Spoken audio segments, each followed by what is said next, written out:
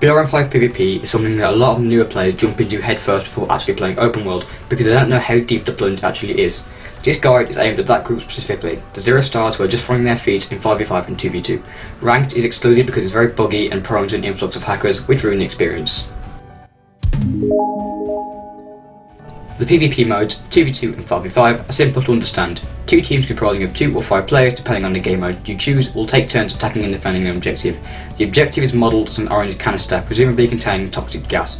One round lasts until the timer of 1 minute 30 runs out, giving the defenders the win, the objective is captured, giving the attackers the win, or one team is eliminated, giving the team still standing the win. The first team to win 3 rounds takes the overall game. Currently, there are 6 maps that are randomly chosen for a game. Favela, modelled off of a Rio de Janeiro slum, New York City, based in the Brazil High Street in caught in a bomb threat, Amalfi Coast, set in a beautiful Mediterranean coastal town, Gym, set in a countryside gym and fitness centre, Lookout, set in an abandoned cabin overlooking a natural crater in the harsh snow, presumably the Swiss or French Alps, and Tokyo, one of the most popular maps, set in the Japanese capital city of Tokyo. Each map is individually different and allow players to use a diverse set of loadouts, playstyles and more. Uniforms play a crucial role as they allow you to blend in with your surroundings, but we'll cover that later.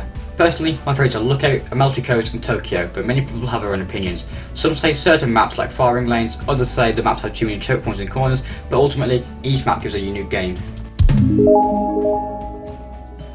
BRM5 PvP has an extremely broad range of players. Some are toxic and will call you out in anything, others enjoy the experience. Some play PvP to grind, but overall most players fall into one category. People who come together to play some 5v5 or 2v2. As you play PvP, you encounter more of these players. It's best to stay quiet in games unless generally spoken to. If someone says easy after they went 0-5, ignore them. Let them have their moment.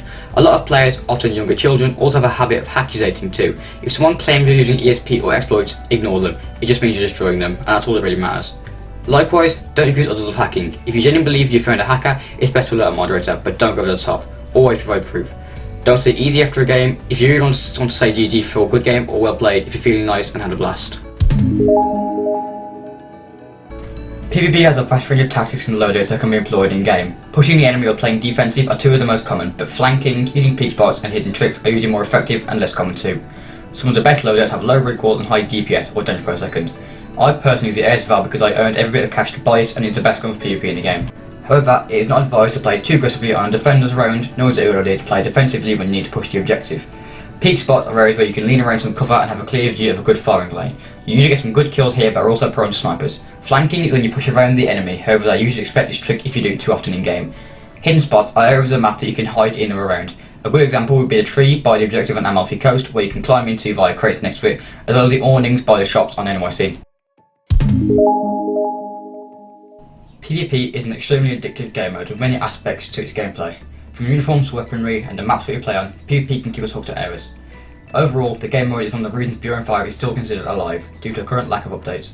PvP is extremely well made, and aside from a few issues such as poor hit registration, BRM5 PvP is among my favourite Roblox player vs player games of all time, due to a lack of weird glitches that other games have. But anyway, if you enjoyed this kind of tutorial, a like would be appreciated, as well as feedback on what you thought of it in the comments. Subscribe for more, and goodbye.